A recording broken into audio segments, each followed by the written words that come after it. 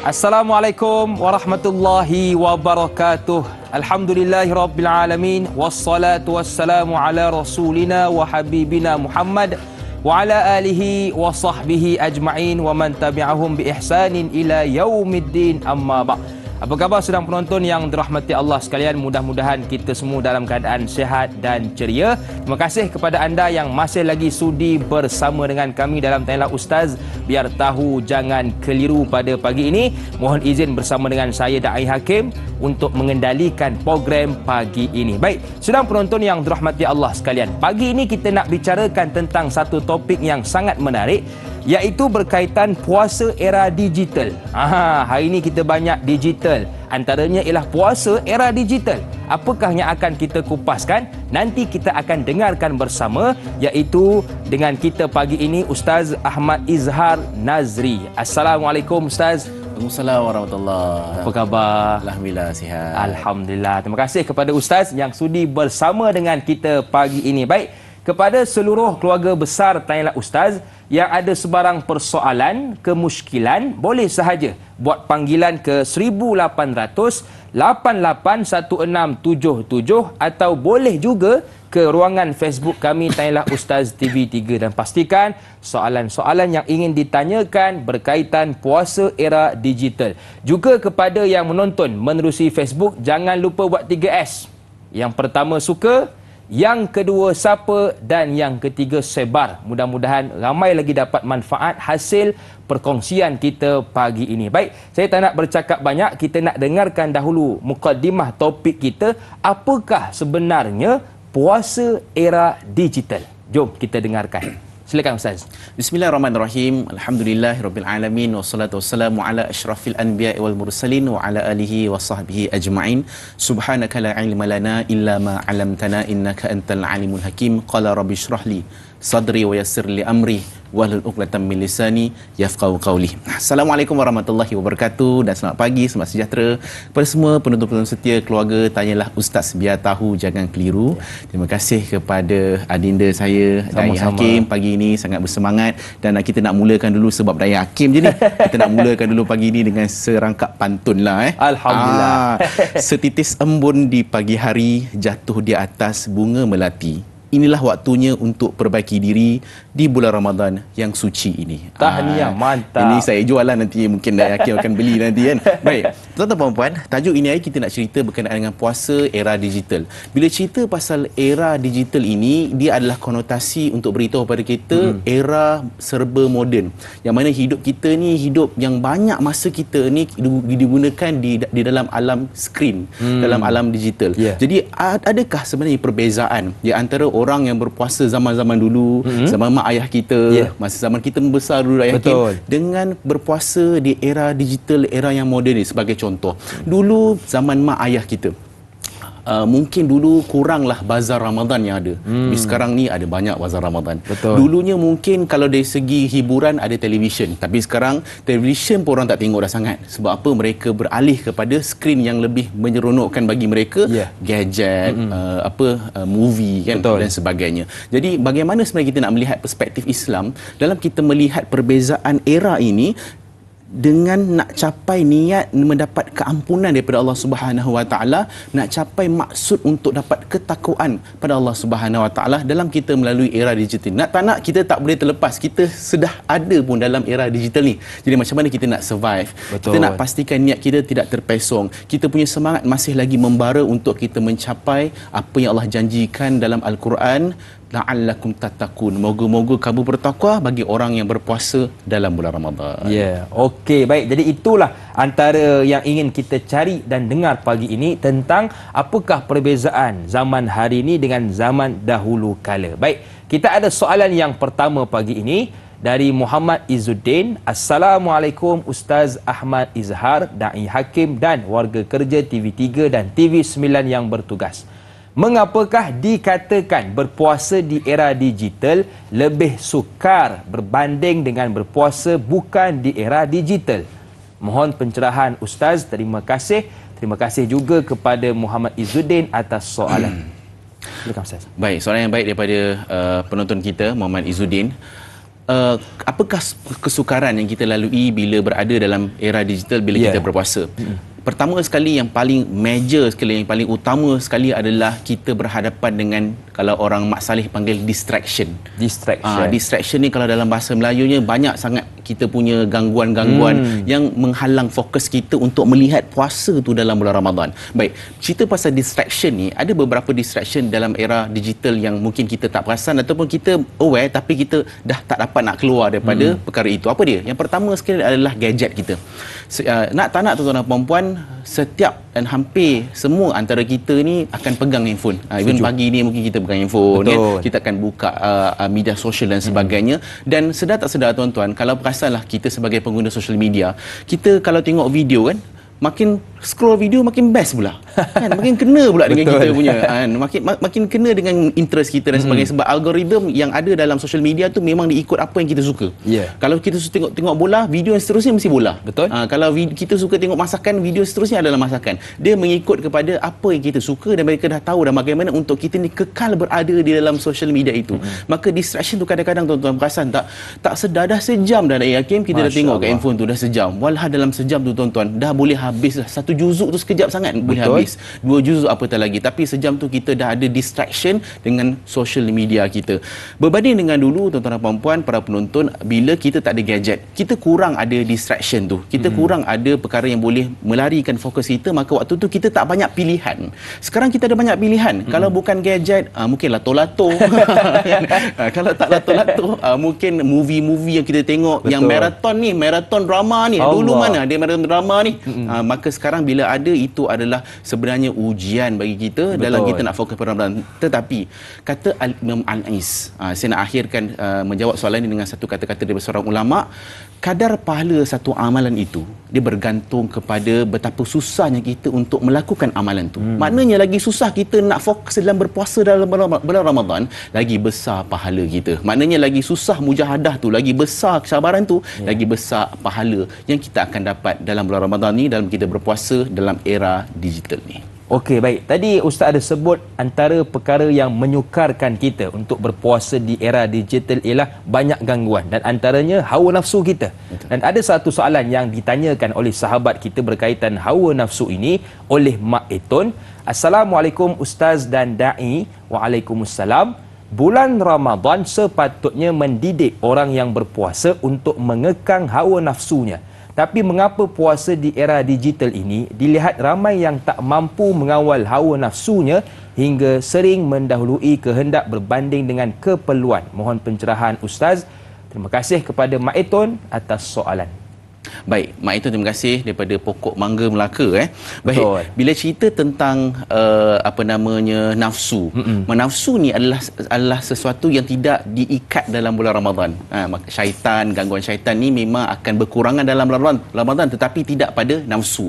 Dan bila cerita pasal nafsu ni bukan untuk kita ni halau nafsu, tapi untuk kita menundukkan nafsu. Kita belajar tingkatan-tingkatan dalam nafsu. Kita ada nafsu amarah, nafsu lawamah, nafsu mutmainnah. Maka nafsu ni fungsinya untuk kita tundukkan supaya kita boleh right dia, bukan dia right kita. Betul.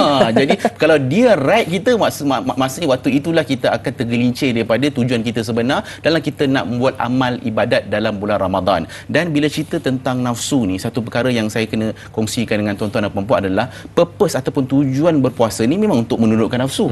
Tapi kalaulah puasa ini tidak dapat untuk menundukkan nafsu, maka kita kena cek balik tingkatan ataupun darjat kualiti puasa kita tu. Sebab tu Imam Al-Ghazali menggariskan 3 darjat, 3 golongan orang yang berpuasa ni.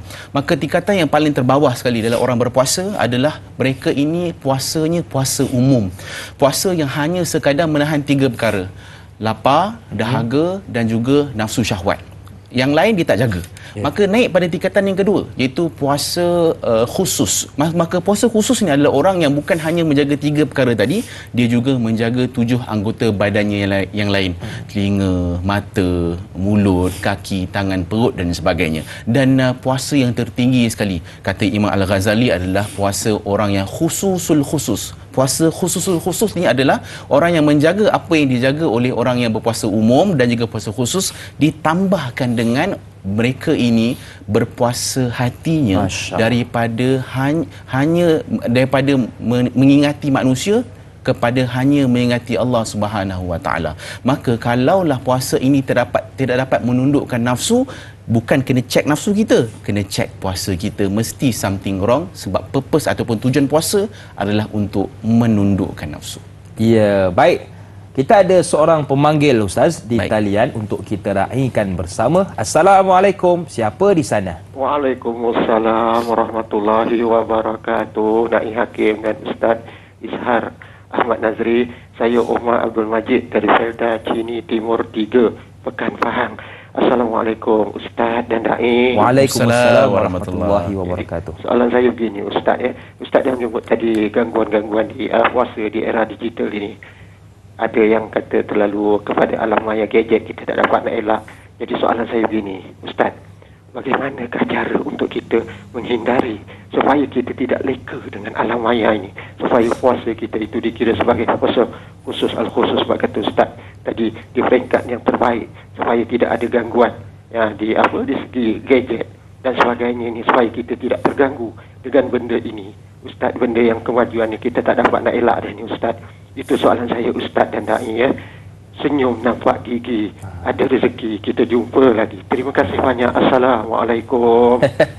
Waalaikumsalam warahmatullahi wabarakatuh. Betul Ustaz, hari ini kita banyak gangguan.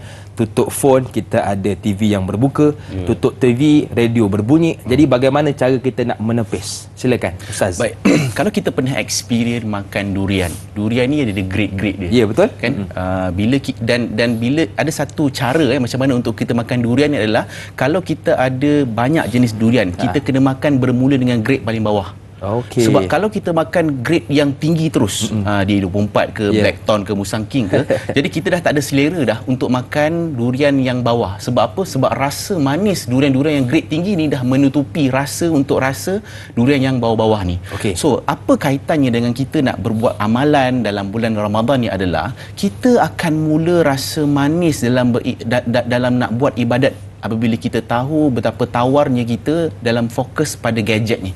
Maknanya kita tahu gadget ni memberikan kita instant pleasure. Maksudnya macam rasa best, kan, seronok, emosi berubah-ubah sebab video berubah-ubah. Tapi bila once kita dah dapat kemanisan dalam beramal ibadat tu, kita akan mula sedikit demi sedikit meninggalkan kita punya rasa nak fokus kepada perkara-perkara yang digital ni. Sebab tu tahapan iman ni ada 3 tahapan. Tadi tahapan dalam berpuasa. Betul. Ini tahapan dalam beriman. Dalam tahapan iman yang pertama sekali tuan-tuan, yang paling basic sekali adalah tahap kesusahan. Maksudnya susahnya kita nak meninggalkan gadget, kita nak meninggalkan perkara-perkara yang menjadi distraction buat kita. Memang payah pada awalnya. Ya Allah, bergegar tangan ni kalau tak pegang phone ni kan. Rasa kalau mau data kita habis ni serabut satu hari sebab tak ada data. Tapi kalau kita berjaya melepasi fasa struggle tu, tahap yang susah tu, maka kita akan naik pada tahap yang kedua, iaitu tahap iman yang dah terbiasa. Maknanya dah tak ada lagi rasa struggle tu. Dah mula pada fokus untuk istiqamah dalam mengurangkan penggunaan gadget kita ataupun perkara-perkara yang distract kita daripada buat amal ibadat dalam bulan Ramadan. Dan yang paling tertinggi sekali, tahapan iman yang tertinggi sekali adalah tahapan iman merasai halawatul iman, kemanisan dalam iman. Waktu itulah dia dah tak heran dah kalau handphone tu tak pegang pun. Dia tak heran lah kalau mungkin radio dah tak dengar. Dia tak heran perkara-perkara yang menjadi distraction buat dia. Sebab apa? Sebab dia dah mula merasai kemanisan dalam berbuat amal ibadat. Itulah tahapan iman yang kita nak kena buat. Tapi kalau rasa susah nak tinggalkan gadget, maka kita masih lagi di tahap yang pertama tu, tahap struggle. Tapi jangan risau.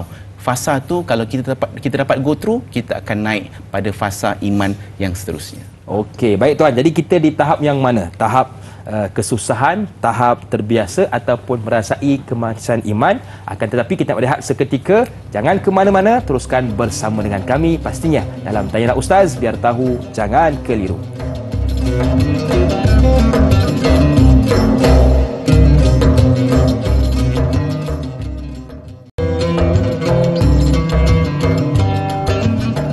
Banyak solat antara solat tak sepadu solat fardu. Banyak zakat antara zakat tak semeriah zakat fitrah. Banyak bulan antara bulan tak sepadan bulan Ramadan. Masih lagi bersama dengan saya Da'i Hakim, juga guru kita Al-Fadhil Ustaz Ahmad Izhar Nazri, membicarakan topik berkaitan puasa era digital. Baik, Saya suka dengan soalan yang ditanyakan oleh sahabat kita bernama Abdullah Abdul. Assalamualaikum Ustaz, Da'i serta warga kerja. Tanyalah Ustaz TV3, TV9. Soalan saya, adakah mereka yang dimaksudkan sebagai orang yang berpuasa tapi hanya merasa lapar dan dahaga sahaja, termasuk mereka yang lara dengan gadget lalu menjadi lalai untuk mengisi masa dengan melakukan amal ibadah di bulan Ramadan yang mulia ini? Terima kasih kepada Abdullah atas soalan. Baik, Abdullah Abdul, penonton kita yang tanyakan soalan. Baik, saya nak mulakan dulu dengan membaca satu hadis riwayat Ibnu Majah, hadis nombor ke-1690. Satu hadis yang bila kita baca akan buatkan kita semakin gemetar dan rasa risau dengan amalan kita. Bila kita buat amal ni, ada dua perkara yang kita kena letakkan. Khauf war roja. Kita takut dan juga berharap. Takut apa? Takut Allah tak sudi terima amalan kita. Harap apa? Harap Allah terimalah amalan kita. Dan hadis ini sangat dekat dengan kita apabila Nabi Muhammad sallallahu alaihi wasallam bersabda, boleh jadi orang yang berpuasa itu dia tidak mendapat apa-apa pun daripada puasanya melainkan hanya lapar dan juga dahaga. Dan Nabi sebut satu lagi, boleh jadi qiyamul lail dia pun tak akan dapat apa-apa melainkan hanya berjaga malam. Memang ada mereka yang berjaga malam, berpuasa, tahan dahaga dan lapar, tapi rupa-rupanya apa pun tak dapat. Sebab apa? Sebab kita kena lihat apa perkara yang menyebabkan mereka hanya dapat dahaga dan juga lapar. Pertama adalah disebabkan oleh mereka ini termasuk dalam golongan membuat perkara-perkara yang sia-sia. Perkara-perkara yang lara ni memang akan buatkan kita ni dapat markah yang kurang dalam kita berpuasa. Antara perkara-perkara yang boleh buatkan kita lara ni, perkara yang sia-sia ni adalah perkara yang buatkan kita lupa pada Allah Subhanahu Wa Taala. Kita bukan hari ini nak cerita tentang untuk menghapuskan gadget. Gadget bukan untuk dihapus tetapi untuk diurus. Hari ini pun tuan-tuan, kita sedang berada dan menggunakan teknologi digital ni. Sebab tu tuan-tuan dan puan-puan, para penonton boleh dengar suara saya dan Da'i Hakim. Sebab itulah teknologi ini bukan untuk kita hapuskan, tetapi bagaimana teknologi ini boleh buatkan kita makin dekat dengan Allah. Kalaulah gadget yang kita pakai hari ini buatkan kita makin ingat pada Allah, maka ini perkara yang tidak termasuk dalam perkara-perkara yang lara. Tapi kalaulah tuan-tuan duduk termenung kan, tak buat apa-apa, tak pakai gadget ni, tapi kita ingat pada manusia, membayangkan perkara-perkara yang maksiat, itu lebih termasuk dalam golongan orang-orang yang buat perkara-perkara yang sia dan juga lara. Jadi bukan salah gadget, tapi salah kita yang macam mana kita nak menggunakan alat ini makin dekat dengan Allah atau membuatkan gadget ini makin menjauhkan diri kita daripada Allah Subhanahu Wa Taala. Okey, saya suka dengan ayat yang telah diungkapkan oleh Al-Fadhil Ustaz. Gadget bukan untuk dihapus tetapi untuk diurus. Baik, soalan seterusnya dari sahabat kita Kasih Nurul Shah 2. Ramai yang menggunakan digital tanpa had yang maksima, kadang-kadang sedang berbuka pun masih sempat tengok digital, seolah-olah digital itu lebih power dari adab-adab berbuka puasa. Mohon pencerahan Ustaz. Terima kasih. Terima kasih juga kepada Kasih atas soalan. Baik, saya teringat satu perkongsian daripada pengguna di social media bercerita tentang apabila anak-anak ni terlalu sangat dengan social media, dengan gadget masing-masing, maka dia buat satu polisi no phone on the table.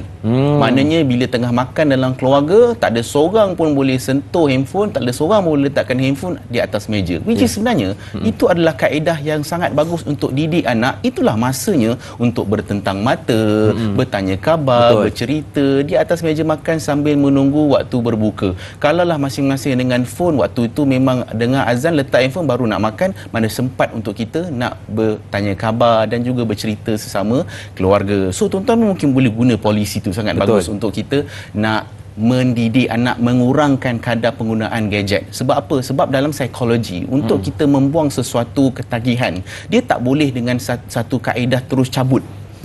Dia tak boleh, panggil dalam term ketagihan ni panggil cold turkey.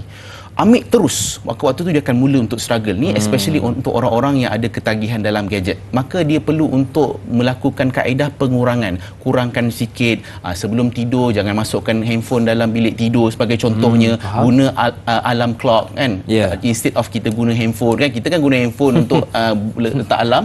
So beli memang jam untuk buka alarm, untuk set alarm, dan kita boleh letakkan handphone kita di luar bilik tidur. Tu cara untuk mengurangkan ketagihan kita dengan gadget. Dan bercerita tentang makin hampir dengan nak buka puasa, sebenarnya tuan-tuan dan puan-puan, satu kerugian besar bila kita ni menghadap handphone kita. Sebab apa? Sebab makin hampir dengan berbuka puasa, ada dua hadis yang related tentang doa yang mustajab. Yang pertama adalah itu waktu yang mustajab.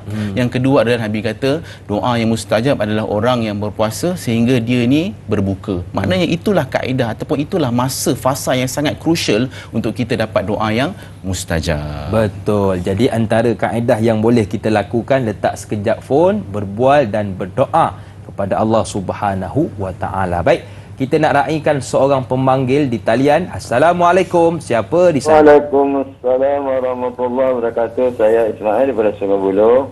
Okey, soalan pagi ini Ustaz. Bagaimanakah untuk menjadikan puasa era digital ini salah satu jalan media sosial sebagai lubuk pahala? Itu soalan saya. Okay, saya nak bagi satu pantun. Mantap. Kembang mekar bunga melati disiram pagi oleh Kak Yati. Senyum nampak gigi, ada rezeki jumpa lagi. Terima kasih. Assalamualaikum warahmatullahi wabarakatuh.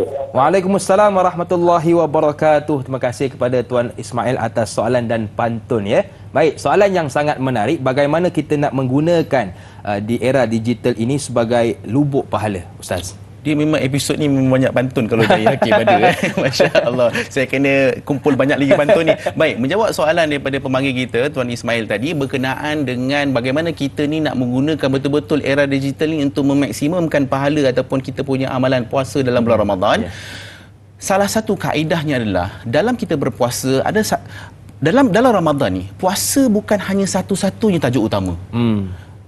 Al-Quran pun bukan satu-satunya tajuk utama dalam Ramadan. Antara tajuk-tajuk utama dalam Ramadan ni juga adalah menghubungkan silaturahim. Masya-Allah. Dalam kita berhubung dengan orang-orang yang ataupun saudara mara yang kita jarang berjumpa, jarang tanya khabar. Dan apa kata tuan-tuan dan puan-puan, dalam masa yang ada ni, dalam gadget yang kita ada, dengan era digital yang kita ada ni tuan-tuan, adalah baik untuk kita gunakan kita punya social media ni, WhatsApp dan sebagainya ni, untuk kita berhubung kembali dengan rakan-rakan kita, tanya khabar, cukup makan ke tak, sebab kita tak tahu taraf ataupun keadaan ekonomi masing-masing, kewangan masing-masing dalam bulan Ramadan ni. Sebab tu ciri-ciri orang yang beriman adalah orang yang apabila dia nak makan, dia akan pasti teringat apa yang sedang dinikmati oleh makcik kat hujung kampung rumah dia. Masa dia tengah makan, dia akan teringat mak dia dekat kampung tengah makan apa. Masa dia nak dapat menikmati makanan ataupun lauk-lauk yang sedap, dia akan teringat adik-beradik aku, saudara mara aku yang susah tu tengah makan apa. Orang yang beriman, dia akan sentiasa ada perasaan itu. Dan apa kata kita gunakan era digital ni untuk kita bertanya khabar, dan kita gunakan kaedah transfer duit kalau boleh. Betul. Kita bagi sumbangan ni. Itu era digital yang kita manfaatkan bersama-sama untuk kita dapat ketakwaan yang Allah janjikan di hujung Ramadan nanti, insya-Allah. Okey, baik. Jadi banyak perkara yang boleh kita lakukan sebenarnya, lagi-lagi di era digital ini. Antaranya bab kata Ustaz tadi, eratkan hubungan, silaturahim, buat panggilan dan sebagainya. Baik, soalan seterusnya dari Muhammad Hafizi Hafiz. Assalamualaikum Da'i yang dihormati dan juga Ustaz. Waalaikumsalam. Soalan lazim, bagi kita yang berpuasa di era digital, apakah perkara yang boleh kita kongsikan di media sosial selain ilmu yang bermanfaat? Adakah berkongsi resepi dan makanan juga boleh digunakan sebagai satu cara untuk meraih pahala? Mohon pencerahan Ustaz. Terima kasih. #biar tahu jangan keliru. Terima kasih kepada Hafizi atas soalan. Baik, bila cerita berkenaan dengan makanan, ini sesuatu perkara yang tak boleh lekang daripada perhatian dan juga bibir rakyat Malaysia.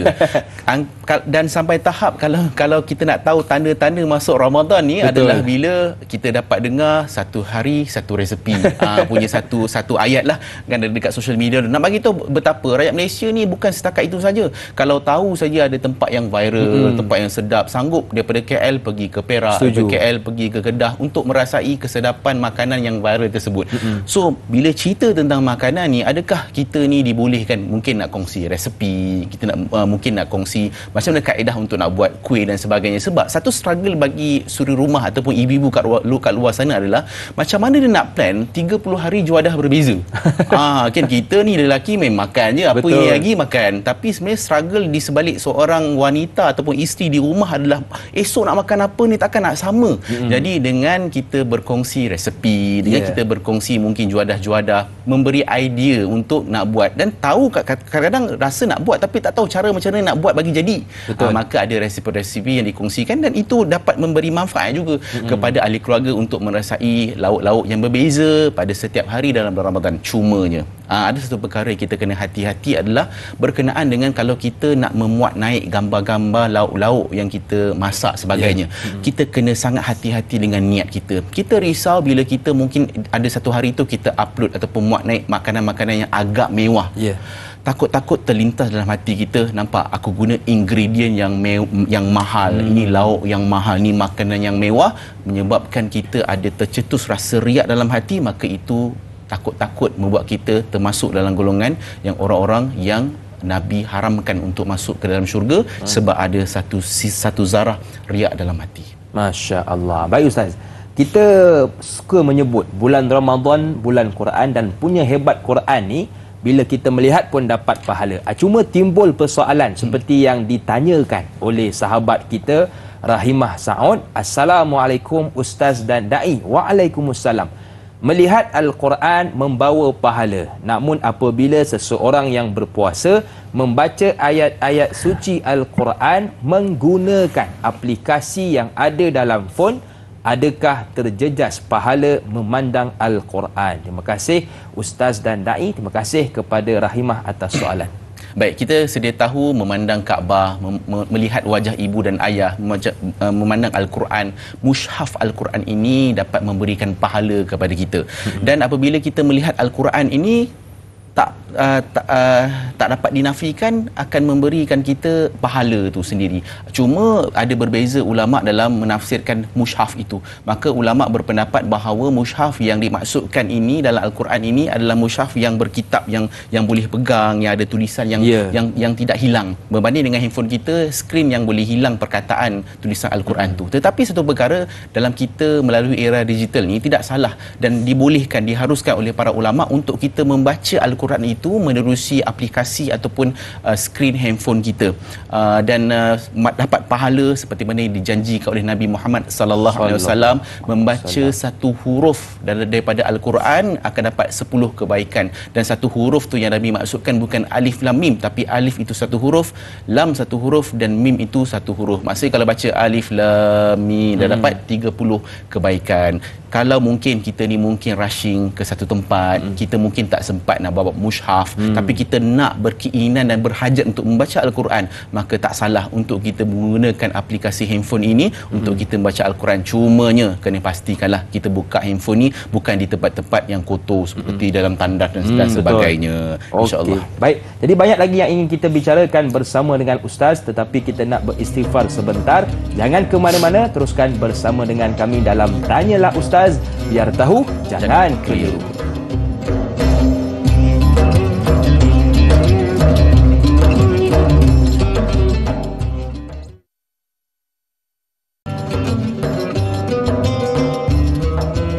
Terima kasih kepada anda yang masih lagi sudi bersama dengan kami dalam Tanyalah Ustaz, biar tahu jangan keliru. Masih lagi bersama dengan saya Da'i Hakim, juga Ustaz Ahmad Izhar Nazri. Kita membicarakan topik puasa era digital. Baik, kita nak meraihkan terus pemanggil di talian. Assalamualaikum, siapa di sana?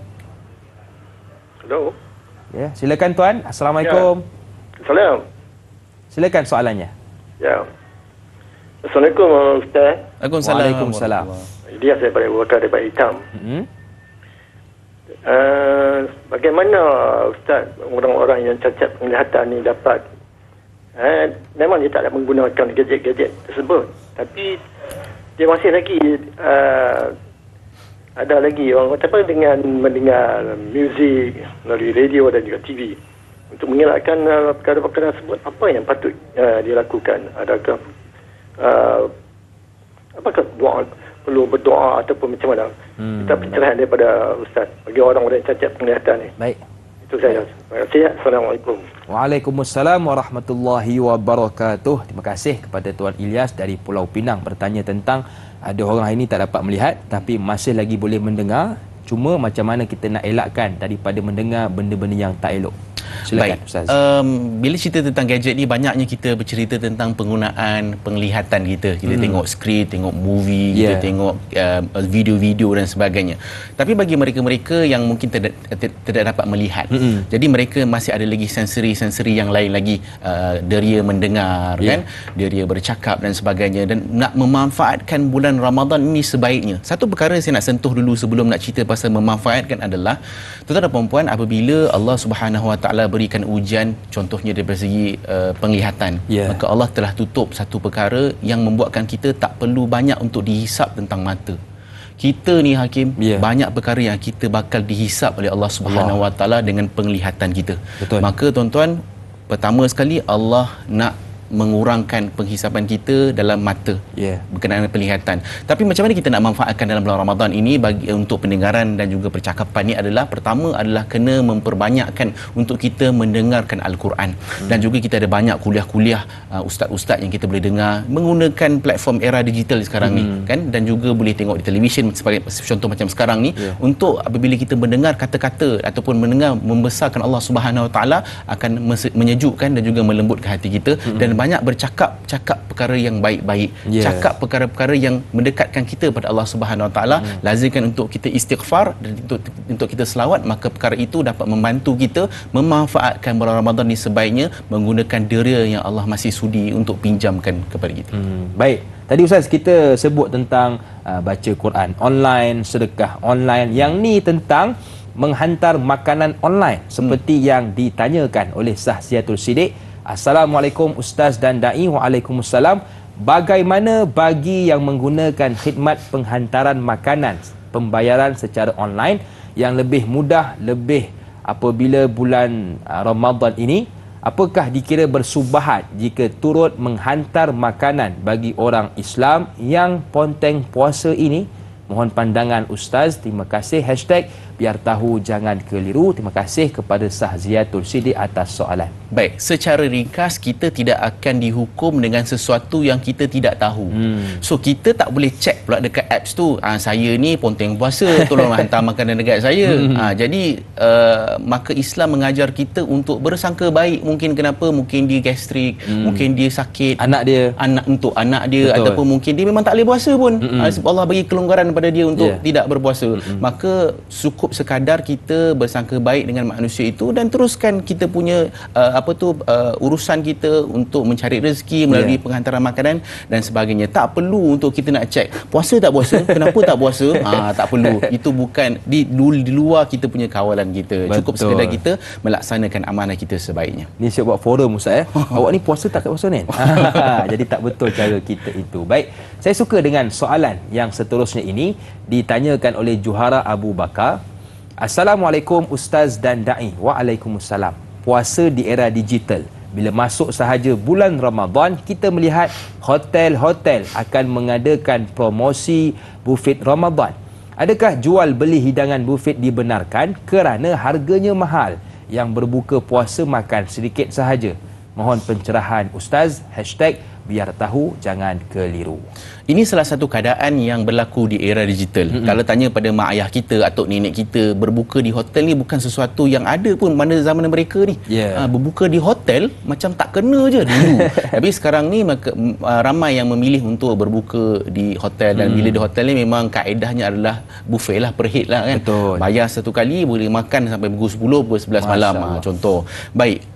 Bila cerita tentang makanan ni, saya nak petik satu kajian yang dikeluarkan oleh Perbadanan Pengurusan Sisa Pepejal dan juga Pembersihan Awam, menunjukkan bahawa pembaziran makanan kalau masuk saja bulan Ramadan dalam kat Malaysia ni berlaku peningkatan 15 hingga 20%. Dan setiap hari secara puratanya dalam bulan Ramadan, setiap hari akan ada sisa-sisa makanan yang dibazirkan sebanyak 20,000 tan. Masya-Allah. Satu hari. Masya-Allah. Dan kalau dikumpulkan selama satu bulan, tuan-tuan dan dan puan, boleh diberi makan kepada 180 juta manusia. Ramai. Berapa banyak sepatutnya Ramadan ini lagi makin kuranglah makanan, makin kuranglah pembaziran, tapi tengok apa yang berlaku, makin bertambah-tambah pembaziran dalam bulan Ramadan yang mulia ini. Sebab tu tuan-tuan dan puan, dalam kita nak makan, dalam kita nak berbuka ni jangan berlebihan, sebab kena ingat balik tujuan aku puasa ni adalah untuk nak tundukkan nafsu, bukan untuk memuaskan nafsu aku nanti berbuka.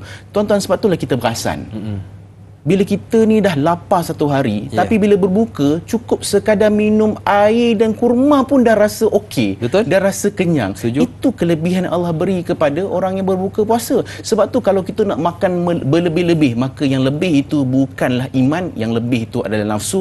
Kita rupa-rupanya takut-takut kita menternak nafsu dalam bulan Ramadan ini. Allahu Akbar. Sebab itulah hari ini kalau boleh kita berbuka puasa sekadar sahaja, dan kita berkongsi juga dengan mungkin jiran tetangga.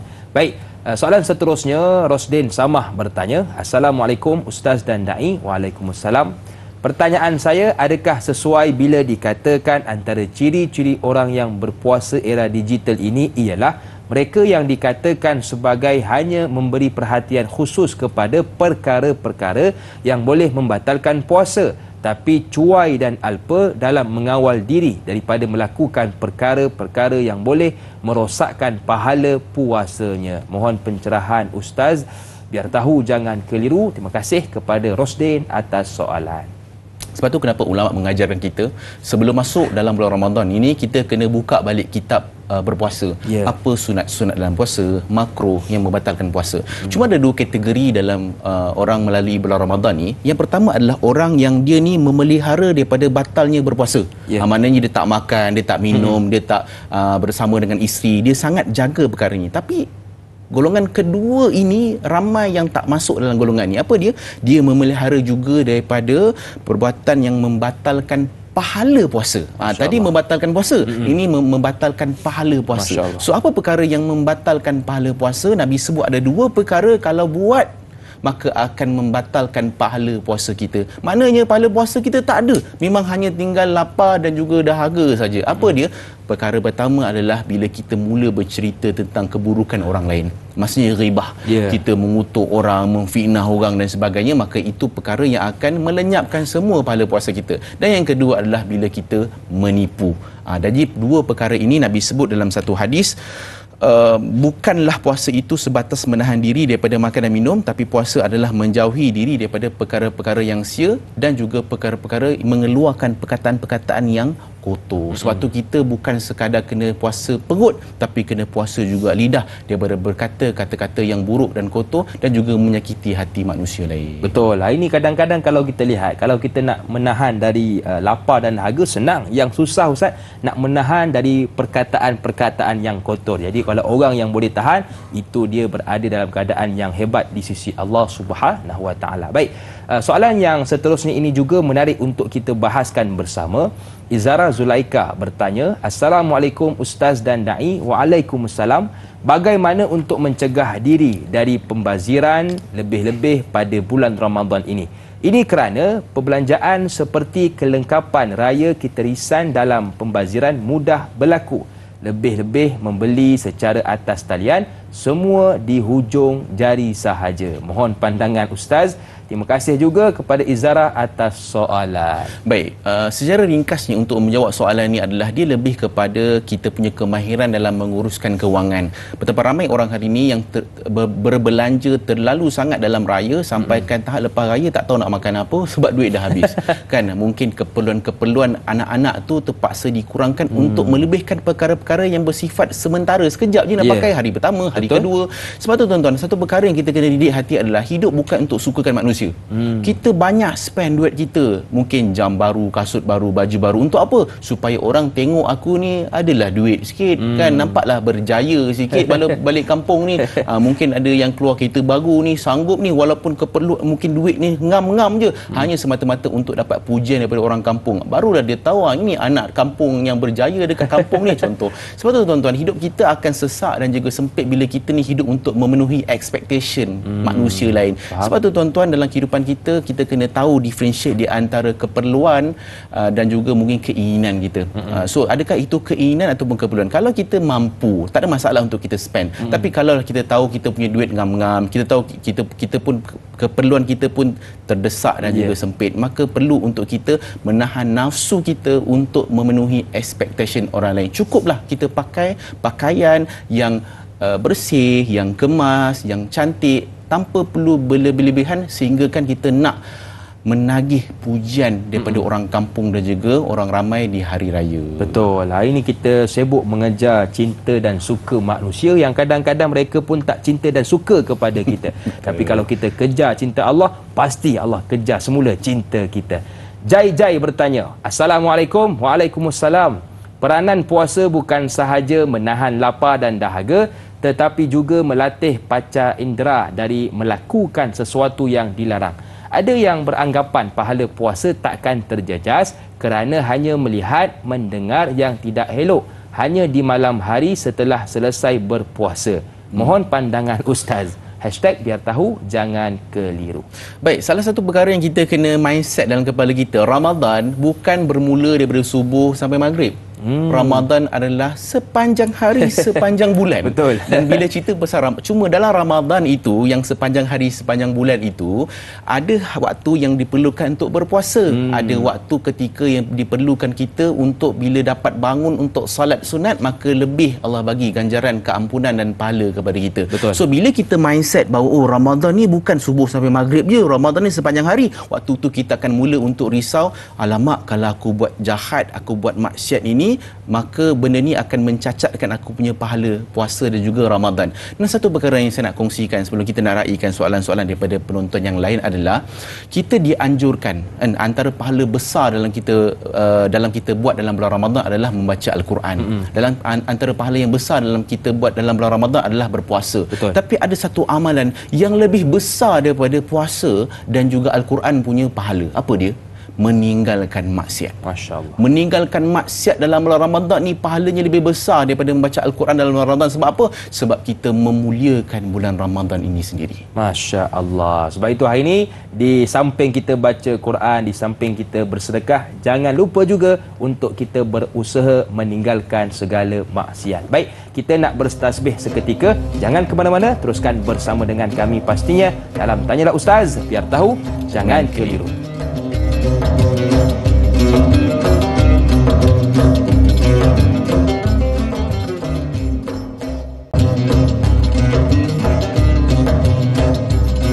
Orang tua ada berpesan, bila menghukum lihat orang, bila bercakap jangan temberang, bila berpuasa tinggal yang dilarang. Masih lagi bersama dengan saya Da'i Hakim, juga Ustaz Ahmad Izhar Nazri. Kita membahaskan topik puasa era digital. Baik, saya suka dengan soalan yang ditanyakan oleh Anrin. Kalau boleh saya bacakan. Assalamualaikum Ustaz dan Da'i. Waalaikumsalam. Dalam mendidik anak-anak belajar berpuasa gadget menjadi peneman bagi melekakan mereka dari rasa lapar. Apa pandangan Ustaz tentang keadaan ini? Semoga mendapat penjelasan. Terima kasih Ustaz dan Da'i. Terima kasih juga kepada Anrin atas soalan. Baik, bila cerita tentang gadget ni, maka ada setengah di antara kita, mak ayah ni, yang menggunakan gadget untuk menjadi pengganti mak dan ayah untuk bersama dengan anak-anak. Ya. Dan ada yang menggunakan gadget ni sebagai cara untuk melekakan anak-anak daripada lapar lah mak, haus lah, nak kau ambil lah tengok handphone ni kan, sampailah maghrib barulah makan. Tuan-tuan dan puan-puan, gadget ini dia boleh jadi baik, boleh jadi buruk pada anak-anak, sebab kita tak boleh kawal apa yang anak tengok dalam gadget tu. Betul. Dan jangan kita sampai satu hari nanti kita menyesal. Sebab apa? Sebab anak dah tak close dengan kita, anak dah tak rapat dengan kita. Sebab apa? Sebab kita menggunakan gadget untuk mendekatkan mereka dengan gadget berbanding dengan kita. Kadang-kadang kita orang kata apa letakkan gadget ni sebagai pengganti mak dan ayah untuk anak-anak. Sepatutnya tuan-tuan dan puan-puan, kitalah sebenarnya yang perlu untuk anak-anak leka dengan kita. Anak-anak lah perlu banyak spend masa dengan kita ni. Ajak pergi keluar, pergi bersia-sia, ajak keluar, pergi mungkin berjalan brisk walk kan, sementara nak tunggu berbuka puasa. Inilah time ni untuk kita nak bercerita dengan anak-anak kisah-kisah Nabi. Walaupun mungkin kita tak hafal kisah-kisah Nabi ni, kita beli buku-buku yang cerita tentang kisah-kisah Nabi dan juga sahabat. Inilah time yang perfect time untuk kita ni nak lekakan anak kita daripada lapar dengan spend time dengan kita sebagai mak dan ayah. Sebab apa? Sebab masa kita dengan anak-anak tak lama. Sampai masa nanti mereka akan banyak masa dengan kawan-kawan. Sampai masa nanti mereka akan berkahwin dan akan ada keluarga mereka sendiri dan anak-anak mereka sendiri. So masa kita dengan anak-anak terhad, gunakanlah masa itu untuk kita betul-betul spend time dengan anak-anak, dan jangan kita jadikan gadget sebagai pengganti kita sebagai mak dan ayah dalam kita berurusan dengan anak-anak. Betul. Saya setuju dengan cadangan dari Ustaz. Mungkin kita boleh keluar berjalan bersama ataupun pergi bazar bersama kan. Jangan pergi seorang, supaya kita nak ada masa bersama dengan anak-anak. Baik, Azliana Syahairi bertanya, Assalamualaikum Ustaz. Waalaikumsalam. Puasa era digital. Di zaman serba-serbi canggih, segalanya di hujung jari sahaja, termasuk kuliah online, kelas pengajian online dan shopping pun online juga. Tutup mulut Adakah pahala yang diperolehi ini sama banyak dengan menghadiri kuliah dan mengaji secara bersemuka? Terima kasih Ustaz. #biar tahu jangan keliru. Terima kasih juga kepada Azliana atas soalan. Kita tak nafikan keberkesanan ataupun kita tak nafikan kemudahan dalam kita ada online ni untuk kuliah-kuliah dijalankan. Tuan-tuan yang tengah tengok ni pun menggunakan online juga. Ada yang tengok dekat Facebook, ada yang tengok dekat TV. Ini memerlukan digital ataupun online untuk kita dapat berinteraksi, dapat bertanya soalan dan mendengar jawapan hasil daripada soalan tuan-tuan dan puan-puan. Cuma isunya adalah, adakah sama pahala bila kita ni dapat tengok kat TV, dapat tengok kat Facebook, ataupun berbanding dengan kita ni pergi ke masjid ataupun surau. Sekarang pun banyak surau dan masjid, kuliah-kuliah ustaz-ustaz dah buat live dah.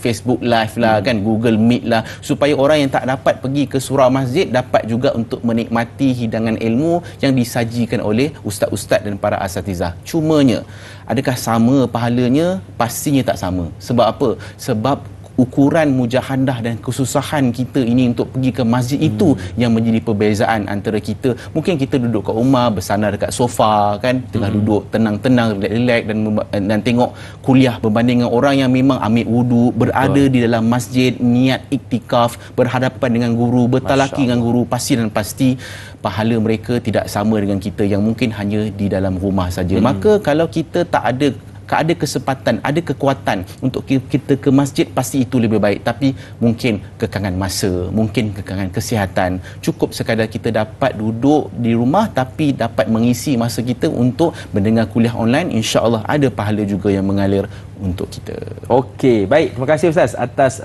jawapan dan pencerahan. Saya tadi sempat melihat seketika soalan yang ditanyakan oleh Muhammad Faizal, menarik untuk kita bahaskan bersama. Jom kita lihat soalan beliau. Muhammad Faizal bin Ahmad, Assalamualaikum. Waalaikumsalam. Ustaz, apa hukumnya dalam phone kita ada Al-Quran, zikir dan ceramah-ceramah, namun banyak juga pornografi? Adakah seolah kita tak hormati ayat-ayat Allah dan dikira tidak berakhlak?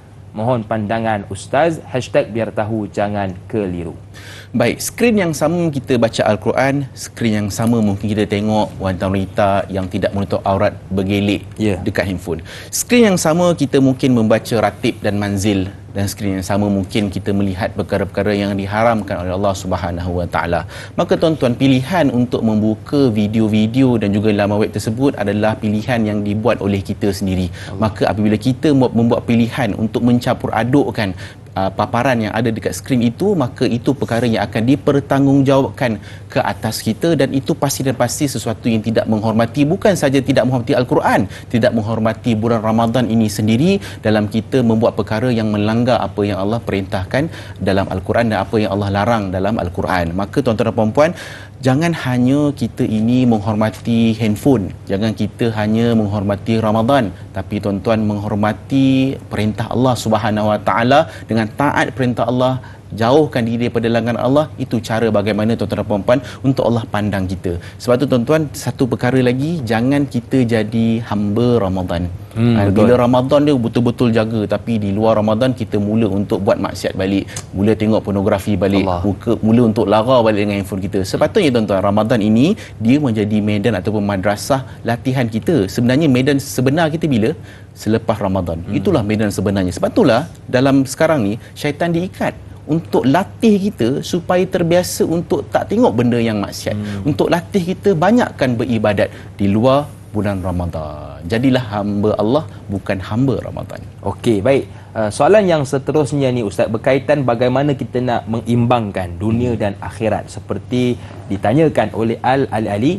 Assalamualaikum Ustaz dan da'i yang dihormati. Waalaikumsalam. Bagaimanakah hendak meraihkan puasa yang berkualiti dengan melayan media digital supaya mendapat keseimbangan amalan di dunia dan bermanfaat di akhirat? Mohon pencerahan Ustaz. Terima kasih.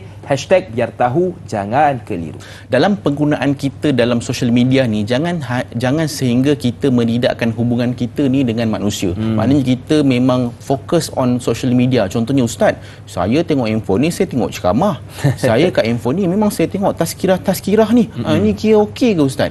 Tak salah, dan tidak pun perkara ini dilarang dalam agama. Cuma yang jadi masalahnya adalah kita hanya fokus pada ceramah sehingga kan kita melupakan jiran sebelah. Jangan sampai kita ni tengok tazkirah tapi kita lupa apa makan jiran kita, 40 buah rumah kita, 40 atas, 40 bawah, kanan, kiri dan sebagainya. Itu perkara yang kita kena concern. Sebab apa? Sebab Nabi Muhammad sallallahu alaihi wasallam bersabda dalam satu hadis, wahai orang-orang yang beriman, hendaklah kamu ini berbuat baik kepada jiran. Dan kadar iman kita ini tuan-tuan, kita boleh lihat pada berapa rapat kita ini dengan hubungan dengan jiran kita. Kalau jiran kita pun kita tak kenal, jiran kita pun kita tak sapa. Sebab tu bagus adat-adat Melayu dulu, adat-adat orang tua dulu. Sebab apa? Suka bertukar-tukar juadah. Itu cara untuk tahu, oh hidup lagi. Oh anak dah 3 orang dan sebagainya. Maka itu cara untuk merapatkan silaturahim. Tak salah untuk guna gadget. Mungkin nak tanya ada kat rumah ke? Betul kan? Ada keluar mana-mana ke nak bagi makanan ni, nanti anak hantar dan sebagainya. Maka gunakan gadget. Dalam masa yang sama juga, jangan tinggal untuk berinteraksi dengan manusia. Sebab interaksi dengan manusia ini adalah sunnah yang diajarkan oleh Nabi Muhammad sallallahu alaihi wasallam. Betul, saya teringat dulu kan, orang tua dulu lagi mak ayah kita selalu pesan, ni Man, tolong hantar jap ke jiran sebelah makanan mak kan, supaya kita lebih erat dalam hubungan kejiranan. Soalan seterusnya, Casey. Tu dia nama dia. Assalamualaikum Ustaz dan Da'i. Waalaikumsalam. Ustaz, puasa era digital tu bolehkah dikategori sebagai puasa ikut-ikutan, tidak menjaga mata, telinga, mulut dan semua anggota badan? Mohon pencerahan Ustaz. Terima kasih kepada Casey atas soalan. Nabi sebut dalam satu hadis riwayat Bukhari, hadis ke-1804. Apa kata Nabi? Barang siapa yang tidak meninggalkan perkara-perkara yang dusta dan mengamalkan dia, masih tak boleh tinggalkan.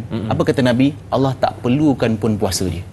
Allah tak nak pun puasa dia dalam keadaan dia tak dapat tinggalkan perkara-perkara yang dusta. Maka tuan-tuan dan puan-puan, dalam era digital ini, bukan hanya sekadar kita kena jaga lidah bila berjumpa dengan orang. Kita perlu juga menjaga jari kita daripada mengutuk dan juga menghina orang. Sebab dalam social media, of course, kita ada ikuti perkembangan mungkin artis-artis.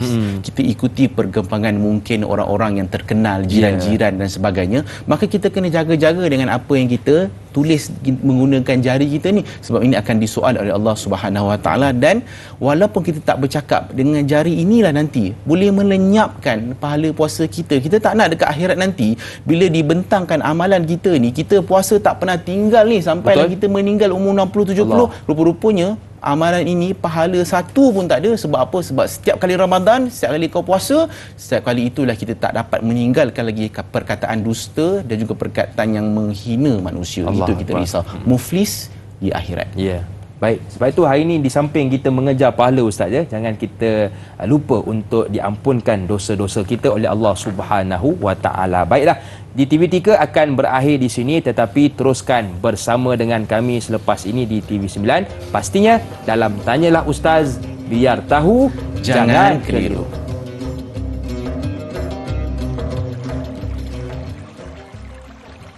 Sallallahu ala Muhammad.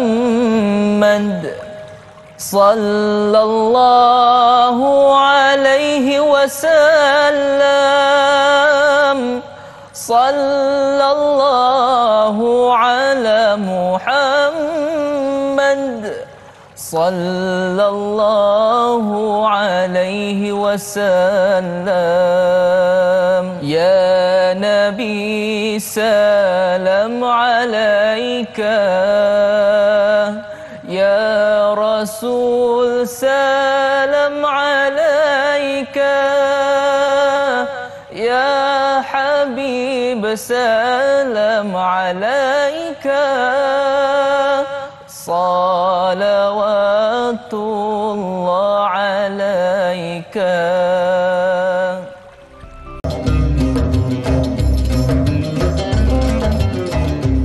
Bulan Ramadan, bulan Qurani. Anak kandung disayangi, anak yatim disantuni. Bulan Ramadan, bulan harmoni. Orang susah diraih, orang kaya memberi.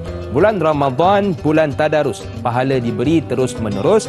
Dosa diampuni, habis lupus. Masih lagi bersama dengan saya, Da'i Hakim, juga guru kita yang mulia Al-Fadhil Ustaz Ahmad Izhar Nazri, masih lagi membicarakan topik berkaitan puasa era digital. Dan kepada sedang penonton yang berbahagia, yang ingin mengajukan soalan, boleh buat panggilan ke 1800881677 atau boleh juga ke ruangan Facebook kami, Tanyalah Ustaz TV3. Baik, kita nak meneruskan perbincangan pagi ini dengan satu soalan, kalau boleh saya tanyakan kepada ustaz kita.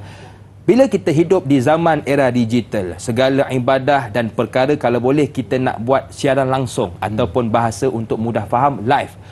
Tarawih live, bila tadarus buat live. Jadi adakah perkara itu dibenarkan atau bagaimana ustaz? Baik, dia bertitik tolak kepada kita punya niat. Kalau tuan-tuan pernah lihat dekat kaca televisyen, ada dilakukan secara langsung solat tarawih terus daripada Mekah. Betul. Kan? Daripada Mekah kita dapat lihat bagaimana suasana orang tunaikan solat tarawih, berhadapan dengan Kaabah dan menaikkan semangat kita untuk beribadah dan juga menanam impian kita untuk satu hari nanti dapat juga tarawih di hadapan Kaabah di Mekah tu. So, dan juga ada juga live-live yang dibuat, mungkin solat tarawih di masjid-masjid ataupun surau-surau untuk memaparkan kepada kita, memberi semangat kepada kita. Mungkinlah tuan-tuan, bukan semua orang yang ada kesempatan untuk pergi ke masjid untuk solat. Betul. Mungkin disebabkan oleh faktor kesihatan, faktor kena jaga anak kat rumah. Kalau tanya nak tak pergi masjid, nak pergi masjid, maka malulah pada kita yang mungkin ada kesihatan yang baik, ada kaki boleh berjalan tapi masih berat lagi untuk pergi ke masjid. Dan bercerita tentang live ni pula, jangan sehingga tuan-tuan dan puan-puan mencalarkan kita punya pahala hanya disebabkan oleh nak menunjuk. Contoh, kita buat live tahajud. Tahajud seorang-seorang kat rumah tu, dia letaklah, dia pacak tiang kan, dia live, siap boleh jenguk-jenguk sikit, masuk frame tak ada punya muka ni. Halus je kan. Ataupun kita buat amalan-amalan yang mungkin amalan-amalan tu amalan personal, amalan peribadi kita dengan Allah Subhanahu Wa Taala, doa kita, zikir kita. Sebenarnya tak salah kalau niat kita untuk menginspirasi. Cuma tuan-tuan dan puan-puan, hati kita ni kita sendiri tahu. Kita tak cukup kuat mungkin untuk kita nak menjaga hati kita untuk keikhlasan kita dalam beribadat pada Allah Subhanahu Wa Taala. Maka saya cadangkan kalau ibadah itu bersifat umum, solat jemaah, tazkirah, maka kita bagus untuk kita siarkan, kita tunjukkan kepada orang. Tetapi kalau amalan itu bersifat peribadi, Quran kita, zikir kita, tahajud kita dan sebagainya di rumah, tak perlu untuk kita siarkan untuk menjaga hati kita. Tuan-tuan, kalau orang tak tengok pun, ada rasa ujub itu pun dah boleh melenyapkan pahala kita. Apatah lagi kita paparkan kita punya amalan, dapat tontonan, dapat like, dapat komen, lagilah akan menggugat kita punya keikhlasan kita pada Allah Subhanahu Wa Taala. Baik ustaz, tadi kita ada menyebut seketika tentang sedekah. Cuma sebelum itu kita nak meraihkan dulu pemanggil kita di talian. Assalamualaikum, siapa di sana? Waalaikumsalam warahmatullahi wabarakatuh, Da'i. Ya, saya. Saya Robizan. Silakan. Assalamualaikum Ustaz. Waalaikumsalam warahmatullahi. Saya nak tanya Ustaz, bagaimana nak jadikan puasa era digital ni sebagai lubuk pahala bagi seorang isteri tu, dia tak dapat pergi ke masjid, seorang duduk di rumah aja. Itu je soalan saya. Baik. Terima kasih Terima kasih. kepada Assalamualaikum. sama-sama. Waalaikumsalam warahmatullahi wabarakatuh. Terima kasih kepada Puan Robizan atas soalan. Mungkin ini suara mewakili orang perempuan.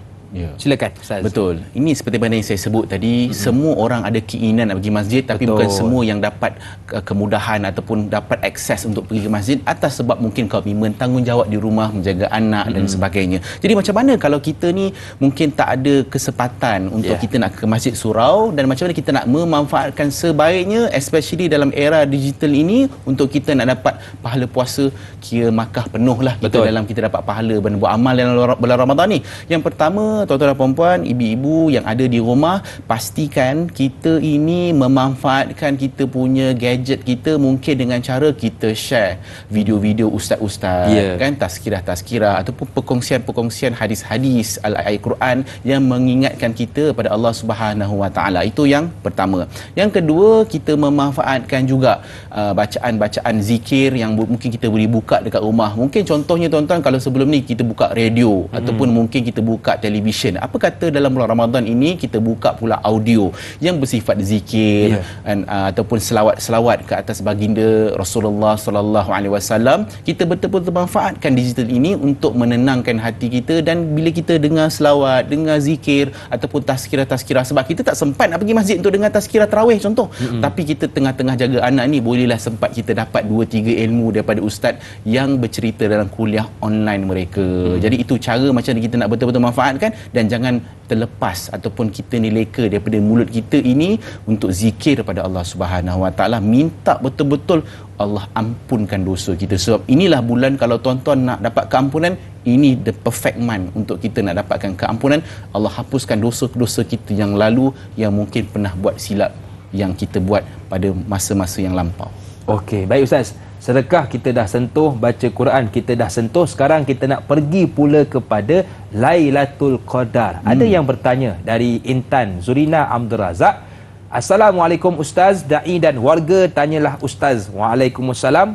Di era digital ini, fasa 10 malam terakhir Ramadan, ada yang lebih fokus kepada fenomena alam berkaitan malam Lailatul Qadar, sehingga kan mengambil foto waktu malam dan matahari terbit hari tertentu, lantas menyebarkannya di media sosial, cuba membuktikan malam tersebut. Adakah ini antara cabaran ujian puasa era digital? Terima kasih Ustaz. Terima kasih juga kepada Intan atas soalan. Sebab orang dulu mungkin kalau disebarkan mungkin hanya 2-3 orang, tapi hari ini kalau disebarkan bukan hanya satu kampung, bahkan satu dunia. Ni malam Lailatul Qadar ni, pokok tunduk dan sebagainya. Macam mana Ustaz? Silakan. Baik, bila cerita tentang Lailatul Qadar ni, malam Al-Qadar yang lebih baik daripada 1000 bulan, yang mana mereka yang beribadah di dalamnya akan dapat pahala seakan-akan lebih baik daripada beribadah 83 tahun 4 bulan. So semua orang mengejar Al-Qadar. Ini bonus yang besar dalam bulan Ramadan. Ramadan ni bonus dah besar dah, Lailatul Qadar lagi besar. Maka orang mencari-cari. Tuan-tuan dan puan-puan, Nabi dah beritahu pada kita dalam banyak hadis-hadis yang sahih bercerita tentang carilah malam Al-Qadar pada 10 malam terakhir. Nabi pernah kata, dan carilah pada malam-malam yang ganjil. Dan ada tanda-tanda malam Al-Qadar. Dia bukan tanda-tanda yang macam kita biasa tahu macam pokok sujud kan, kucing main bola kan, kita punya kambing main futsal kat belakang rumah. Oh, ini malam Al-Qadar ni pelik ni, bukan. Seperti mana yang Nabi sebut, kata ulama juga, tanda-tanda malam Al-Qadar ni adalah kita boleh lihat pada keesokan harinya. Masya-Allah. Di mana kalau kita melihat matahari terbit pada paginya tidak terang dan tidak panas. Dan kata ulama sebabkan oleh malaikat-malaikat yang berada pada malam Al-Qadar ni sudah naik ke atas. Dah menerima doa-doa orang-orang yang merayu-rayu mengadu pada Allah pada malam tersebut, maka dibawa pada Allah Subhanahu Wa Taala. Maka tuan-tuan dan puan-puan, bila kita lihat fenomena ni, kita tak tahu, kita tak nampak, mungkin ini macam pagi ni matahari terbit ni tak terang, tak panas. Tangkap gambar tunjuk tuan-tuan, apa kalaulah perkara itu berlaku pada malam ke-25 contoh, malam ganjil. So orang mau tengok, lah malam semalam malam Al-Qadar lah. Jadi malam ni dah tak Al-Qadar lah. So malam ni mungkin dah kurang sikit motivasi orang untuk nak beribadah. Jadi malam Al-Qadar ni memang rahsia Allah Subhanahu Wa Taala. Allah rahsiakan malam ini. Kita tak tahu malam berapa sebenarnya tuan-tuan. Maka Nabi tunjukkan tanda-tanda. Nabi beritahu sama-sama aja. Nabi tak fix. Malam ni lah. Malam sekian lah, tak. Nabi letakkan tanda-tanda supaya kita sentiasa mencari malam Al-Qadar ni sehinggalah di hujung Ramadan. Wallahu a'lam. Baik Ustaz, hari ini antara yang dicanggihkan ialah pembayaran zakat. Kalau kita lihat hari ini pejabat-pejabat agama ataupun jabatan-jabatan agama nak memudahkan orang kita dibuat zakat online. Cuma ada orang cakap saya tak nak online-online, ni tak sah, ni tak betul. Saya nak berhadapan juga dengan tok imam dan sebagainya. Bagaimana pendapat Ustaz? Baik, ulama telah bersepakat betapa dalam kita menunaikan zakat ni kita boleh tunaikan melalui online, menggunakan platform digital yang ada ni, dan ada akadnya yang kita baca dan kita transfer. Dan tuan-tuan dan puan-puan, dia sah di sisi agama yang telah pun dapat muzakarah daripada para ulama berkenaan dengan kita nak tunaikan zakat ni. Cuma ada orang dia memang jenis nak ada feel sikit. Betul. Dia nak kena salam juga. Dia nak kena sah juga macam tu. Maka dia rasa sah lah dalam zakat. Maka tak ada masalah. Ada barakah dekat situ juga. Mana kita pergi berjalan keluar pada rumah, bagi duit, salam, akad, doa dan dapat doa. Sebab kalau online tu tak dapat doa. Kalau kita zakat kan, lepas kita bayar zakat, amil tu akan doa untuk kita. Oh, itu barang mau rasa. Itu doa mau dengar. Betul. Jadi itu perkara yang dia menambahkan lagi pada hati kita ni kepuasan dalam kita nak berzakat. Jadi tak ada masalah. Online pun sah, tak online pun sah. Mungkin dia sebenarnya online ni menutup orang kata alasan-alasan untuk tak sempat untuk berzakat. Tak sempat lah saya ni, kerja saya ni, outstation ni tak sempat. Ada online tuan-tuan. Maka tiada lagi alasan. Apa lagi kita nak jawab di hadapan Allah Subhanahu Wa Taala? Kita nak salahkan siapa lagi? Online pun dah ada. Tapi kalau tak berzakat juga tuan-tuan dan puan, bukan salah online tapi salah kita yang memang tak nak berzakat. Betul. Jadi kalau kita nak bayar online ataupun tidak, tak salah. Yang salah kita menyalahkan orang. Apa bayar online ni tak betul. Jadi terpulang kepada diri kita sendiri. Baik, soalan seterusnya, Faz Ismail bertanya, Assalamualaikum Ustaz dan Da'i. Waalaikumsalam. Di era digital ini banyak berita mengenai rumah tangga yang tidak elok didengari. Malahan ada juga netizen yang menambah pelbagai perasa. Adakah ini juga dikira mengumpat? Yang kedua, bagaimana untuk memupuk diri kita supaya minda dan tangan juga berpuasa dari godaan digital? Terima kasih Ustaz. #biar tahu jangan keliru. Baik, bila cerita tentang social media, kita pun sedia tahu yang sekarang ni tengah hangat bercerita berkenaan dengan mungkin isu-isu berkenaan dengan keluarga, rumah tangga, penceraian dan sebagainya. Dan saya ingat kata-kata satu ulama, dia buat kiasan dalam kita memahami perkara ni. Apa kata satu ulama? Dia sebut, bila kita sampai pada bila kita tengok rumah orang yang tengah bersepah, baik, balik dan kemas rumah kita. Masya Allah. Apa maksudnya tuan-tuan? Bila kita lihat kebobrokan ataupun mungkin kepincangan, ujian daripada rumah tangga orang, sebenarnya itu adalah tanda untuk Allah tegur kita, pergi tengok rumah tangga kau. Betul. Pergi tengok suami kau. Pergi tengok isteri kau dan anak-anak kau ni. Sebab kita pun mesti ada problem juga rumah tangga kau ni. Maka Allah perlihatkan kita tentang keadaan yang ada pada orang lain, sebenarnya cerminan untuk Allah ni nak tegur kita. Sebab tu tuan-tuan, kesilapan kita pula adalah bila kita lihat keruntuhan ataupun masalah rumah tangga orang lain, kita pula komen seakan-akan macam kita ni tahu cerita penuh. Di bawah selimut, di atas selimut, dalam rumah, luar rumah, perkahwinan ataupun rumah tangga itu sendiri. Maka tuan-tuan, ada ramai manusia yang menyesal dekat akhirat nanti.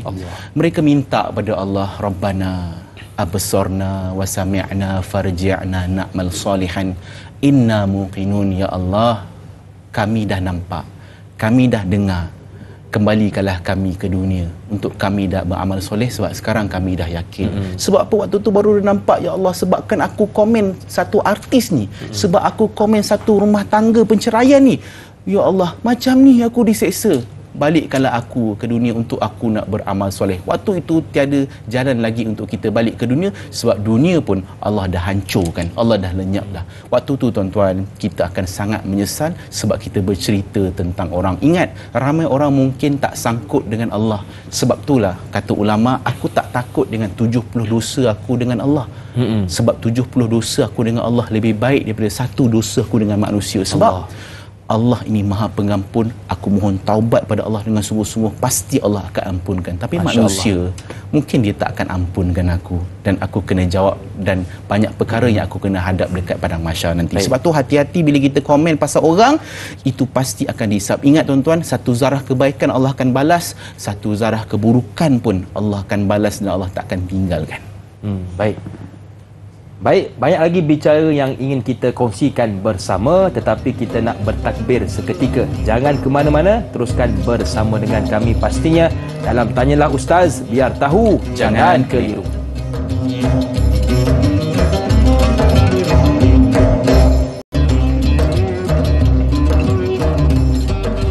Terima kasih kepada anda yang masih lagi sudi bersama dengan kami dalam Tanyalah Ustaz, biar tahu jangan keliru. Pejam celik kita sudah pun berada di blog terakhir Tanyalah Ustaz. Mudah-mudahan apa yang telah dikongsikan dapat kita sama-sama amal dan sebarkan kepada sahabat maupun ahli keluarga kita yang lain. Baik, kita bila masuk Ramadan, kita akan orang katakan banyak makanan dibazirkan. Nanti bila datang raya dibazirkan pula dengan pakaian. Jadi ada orang pesan, jangan kamu membazir kerana setiap perkara akan dihisap. Jadi betul ke kenyataan tersebut, Ustaz? Baik, satu perkara lagi, bila di era digital ni, pemilihan kita punya pakaian, kasut, jam dan sebagainya, kita melihat kepada apa yang orang lain pakai. Baik. Kita akan tengok artis ni pakai apa, tengok jiran kita pakai apa, kawan-kawan kita update pakai brand apa. So waktu tu kita akan mula untuk aku nak beli brand ni, aku nak beli pakaian macam ni. Kadang-kadang tuan-tuan dan puan, kita hanya pakai sekali. Ataupun kita beli baju raya ni tuan-tuan, mungkin hari pertama ni tuan-tuan kita beli sampai 12 pasang. Allah. Kan pakai mungkin setiap jam tukar. Kan dah perlu tukar kan. Tuan-tuan, yang akan dihisap oleh Allah Subhanahu Wa Taala adalah pakaian ataupun perkara yang kita beli tapi kita tak pakai, yang kita tak manfaatkan. Dan ini perkara yang kita risau. Kenapa? Sebab saya nak bacakan satu hadis riwayat At-Tirmizi, tidak akan berganjak dua kaki anak Adam ni pada hari kiamat hinggalah dia ditanyakan 4 perkara. Dan salah satunya adalah daripada mana kau dapatkan harta dan macam mana kau belanjakan harta. Dan dalam ayat Al-Quran surah At-Takatsur ayat ke-8, kemudian Allah akan bertanyakan tentang nikmat-nikmat yang dia pernah bagi. Waktu tu duit-duit yang kita pernah pakai ni untuk beli apa-apa ni semua mesti akan ditanya oleh Allah Subhanahu Wa Taala. Allah akan tanya, kenapa beli baju ni? Kenapa beli baju ni bawa pakai sekali? Kenapa beli handbag ni tak pernah pakai? Kenapa simpan je dekat almari? Tuan-tuan, kalau ada 25 beg tuan-tuan dekat almari, 25 beg tu akan disoal oleh Allah Subhanahu Wa Taala. Ini bukan cerita kosong tuan-tuan, pasti akan disoal oleh Allah Subhanahu Wa Taala. Dan saya nak akhirkan tuan-tuan dalam surah At-Taubah, tuan-tuan boleh tengok ayat ke-34 ke 35. Kepada mungkin mereka-mereka yang suka menjadikan koleksi-koleksi barang-barang yang mahal-mahal ni letak kat rumah tak dimanfaatkan, maka tuan-tuan surah At-Taubah ayat 34 dan 35 ini menegur kita. Dengan apa? Dia tegur kita bahawa nanti Allah kata, inilah harta bendamu yang kamu simpan untuk dirimu sendiri, maka rasakanlah akibat daripada apa yang kamu simpan itu.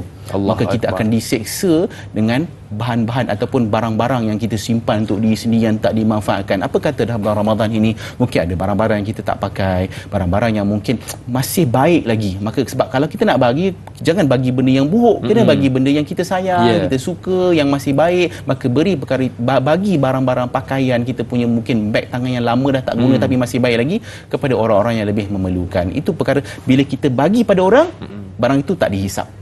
Yang kita pakai tu yang akan dihisap. Yang ada pada kita tu yang akan dihisap oleh Allah Subhanahu Wa Taala. Kita nak kurang hisap kita, bukan nak lebih hisap kita. Wallahu a'lam. Baik Ustaz, kita ada seorang pemanggil di talian. Assalamualaikum. Siapa di sana? Waalaikumsalam warahmatullahi. Selamat pagi Ustaz Naim. Selamat pagi. Puasa. Silakan. Azlin Sufian. Baik. Apakah hikmah puasa di era digital? Okey, baik. Terima kasih kepada soalan yang menarik untuk kita bahaskan bersama. Hikmahnya Ustaz, kita berpuasa di era digital ini. Baik, bila cerita pasal era digital ni, betul, kesukaran dalam era digital ni lebih tinggi berbanding dengan yang sebelum-sebelum ni. Sebab apa? Sebab kita ada distraction. Kita ada banyak sangat perkara-perkara yang melarikan fokus kita, melekakan kita daripada fokus. Aku tengah beribadat ni, aku tengah dalam bulan Ramadan ni. Sebab tu tuan-tuan dan puan-puan, antara hikmah berada dan berpuasa di era digital ni adalah untuk kita mula menghargai satu perkara yang makin cepat berlaku dan berlalu dalam masyarakat dan juga hidup kita. Apa dia? Masa. Betul. Kita akan mula untuk hargai masa kita. Tuan-tuan, sedar tak sedar, ini hari kita dah berada di 15 Ramadan. Masya Allah. Dah halfway dah. Kita pun tak sedar, Dah separuh dah Ramadan. Ada separuh lagi Ramadan yang masih tinggal untuk kita nak berhari raya. Tuan-tuan, bila separuh lagi, perasan tak tuan-tuan? Cepat sangat itu berlaku. Dan kenapa? Antara sebabnya adalah dalam 15 hari kita melalui Ramadan, tuan-tuan cuba tengok berapa persen kita menghadap gadget kita. Berapa persen kita menghadap digital-digital yang ada di hadapan kita. Sebab tu tuan-tuan, hikmah dalam bulan Ramadan melalui dalam era digital ini mengajar kita bahawa kita kena pilih mana satu keperluan, mana satu tujuan. Masya Allah. Tadi kita cerita pasal kehendak dengan keperluan. Ni keperluan dan tujuan. Keperluan kita mungkin handphone kita dan untuk kita nak berinteraksi dengan manusia. Tapi apa tujuan kita? Tujuan kita untuk mengabdikan diri kita pada Allah Subhanahu Wa Taala. Inilah bulan untuk kita mohon, minta pada Allah, Allah ampunkan segala dosa kita dan Allah angkat segala hajat-hajat yang kita langitkan setiap malam. Sebab itulah tuan-tuan, apa hikmahnya kita akan mula untuk menghargai masa yang masih tersisa sebab masa kita makin cepat. Betul. Lagi-lagi dengan era digital yang kita ada. Betul Ustaz. Hari ni kalau kita nak buat kebaikan begitu senang berbanding dengan zaman dulu. Kalau nak buat kebaikan kena pergi ke rumah orang hantar makanan. Hari ni order online, makanan sampai. Jadi bila duduk di era digital ini, satu soalan yang boleh kita ajukan bersama datangnya dari Wak Dosh berkaitan kebaikan ini. Assalamualaikum Ustaz, da'i kru-kru program, tanyalah Ustaz dan sahabat-sahabat yang dikasihi. Waalaikumsalam. Soalan, bagaimana mahu memanfaatkan teknologi digital semaksimal mungkin untuk meraih pahala Ramadan paling banyak? Hashtag biar tahu, jangan keliru. Baik Wak Dosh, saya nak kongsikan dan saya nak cadangkan kepada tuan-tuan dan perempuan dan ingatan untuk saya juga untuk kita memanfaatkan teknologi ini dengan 3 cara. Yang pertama adalah apa kata dalam bulan Ramadan ini kita gunakan platform online kita ini untuk kita cari mana-mana keluarga yang memerlukan pakaian-pakaian ataupun keperluan-keperluan masa hari raya. Kita tanya kat jiran kita. Kita kan grup WhatsApp kan banyak kan, grup-grup daripada tadika sampailah universiti. Betul. Grup soft pertama, soft kedua, soft ketiga, setiap soft tu pun ada grup berbeza tu kan. So apa kata kita gunakan grup tu untuk kita tanya keperluan anak-anak. Sebab kita tahu bukan semua orang berada dalam kestabilan ekonomi dalam masa sekarang ni. So kita tanya, ada tak kat sini yang perlukan baju raya? Kita collect nama dan waktu tu tuan-tuan pergi pada poin yang kedua, kita collect pula dana. Gunakan platform kita ni untuk collect dana lepas kita tahu berapa banyak diperlukan. Sebab apa? Kita tak nak kita bagi oversupply. Maksudnya orang tak perlu pun kita bagi lebih-lebih sampai dia tak pakai. So kita tanya orang-orang terdekat kita, tuan-tuan, hanya perlu cover satu taman kat kita pun tuan-tuan. Kalau setiap orang buat tuan-tuan, maka waktu itu banyak kebajikan ni akan dapat dilunaskan. So itu yang kedua. Dan yang ketiga, apabila kita dah pun collect dana kita, pastikan kita gunakan dana ni dengan cara macam mana tuan-tuan? Kita beli dan kita boleh salurkan bantuan dekat taman-taman kita dan sebagainya, dan kita kongsikan kepada di social media supaya orang lain boleh dapat tips ni, dapat cara, aku pun tak buatlah kat taman aku. So ini jiran-jiran aku ni yang aku kena ambil tahu juga ni. Dengan cara macam tu tuan-tuan, kita akan dapat banyak sunnah Nabi. Apa sunnahnya? Sunnah membantu jiran, melepaskan orang daripada kesusahan, dapat sunnah berziarah. Dengan apa? Dengan memulakan dengan menggunakan digital, gunakan social media ni untuk kita membantu dan memaksimumkan pahala puasa kita dalam bulan Ramadan. Okey, baik. Kita pun sudah berada di penghujung rancangan Tanyalah Ustaz, biar tahu, jangan keliru. Mungkin sedikit kesimpulan Ustaz sebagai penutup program kita pagi ini. Baik, Ramadan ini adalah pilihan Allah. Berapa ramai orang dekat luar sana yang dia bercita-cita untuk masuk dalam bulan Ramadan, tapi Allah tak izinkan untuk masuk bulan Ramadan. Allah tarik nyawa mereka. Dan bila Allah pilih kita dalam bulan Ramadan, bukan sebab kita baik, bukan sebab kita bagus. Ramadan khusus untuk pendosa macam kita. Ramadan khusus untuk kita yang tidak sempurna ini, untuk kita dapat raih keampunan Allah Subhanahu Wa Taala, untuk kita dapat pandangan rahmat Allah Subhanahu Wa Taala. Semoga kita gunakan sebaiknya digital, gadget, teknologi yang kita ada ni untuk bawa kita makin dekat dan rapat pada Allah Subhanahu Wa Taala. Semoga kita keluar Ramadan, kita tak menyesal aku tak betul-betul guna bulan Ramadan yang lepas. InsyaAllah semoga apa kita kongsikan pada pagi ini bermanfaat untuk semua. A'udzubillahi samiil alim minasyaitonir rajim. Bismillahirrahmanirrahim. Alhamdulillahirabbil alamin wassalatu wassalamu ala asyrafil anbiya'i wal mursalin wa ala alihi wa sahbihi ajma'in. Allahumma salli wa sallim ala sayyidina Muhammad. Ya Allah, ya Rahman, ya Rahim. Tuhan yang menguasai langit dan bumi, hanya kepada Engkau tempat kami memohon memohon segala permintaan dan meletakkan segala pergantungan. Ya Allah, pandang kami dengan rahmat ya Allah. Ampun kami ya Allah, kami banyak dosa dan silap kami ya Allah. Banyak perkara-perkara yang buatkan kami ini makin jauh dengan Kau ya Allah, maka Kau tariklah kami untuk makin dekat dengan Kau ya Allah. Kami mohon ampun dan maaf ya Allah, kami banyak lupakan Kau dalam keadaan Kau tak pernah pun lupakan kami ya Allah. Kami banyak tinggalkan Kau ya Allah, tapi Kau tak pernah tinggalkan kami ya Allah. Kami minta maaf dan minta ampun pada Engkau ya Allah. Bila kami ada masalah, kami masih mengharap pada manusia ya Allah, walhal Engkau sentiasa bersedia untuk menjemput dan juga bersedia untuk menyelesaikan segala masalah-masalah kami ya Allah. Jadikanlah Ramadan ini Ramadan yang terbaik dalam kehidupan kami ya Allah, dan kalau Kau tarik nyawa kami ya Allah, tariklah nyawa kami dalam keadaan iman kami paling tertinggi, dan Kau dah ampunkan segala dosa-dosa kami. Maafkan kami ya Allah, terimalah kami ya Allah. Rabbana zalamna anfusana wa illam taghfir lana wa tarhamna lanakunanna minal khasirin. Rabbana atina fid dunya hasanah fil akhirati hasanah wa qina azabannar. Sallallahu ala sayyidina Muhammad wa ala alihi wa sahbihi wa barik wa sallim. Walhamdulillah Rabbil alamin. Amin amin ya rabbal alamin. Terima kasih kepada Ustaz yang sudi berkongsi ilmu dengan kita pagi ini. Teruskan menonton Tanyalah Ustaz pada esok pagi bersama dengan sahabat saya Da'i Aiman, juga guru kita iaitu Ustaz Yaakob Yusra di bawah topik Santai di Masjid bermula 6.50 pagi. Akhir kata dari saya, senyum nampak gigi, ada rezeki, kita jumpa lagi. Assalamualaikum warahmatullahi wabarakatuh.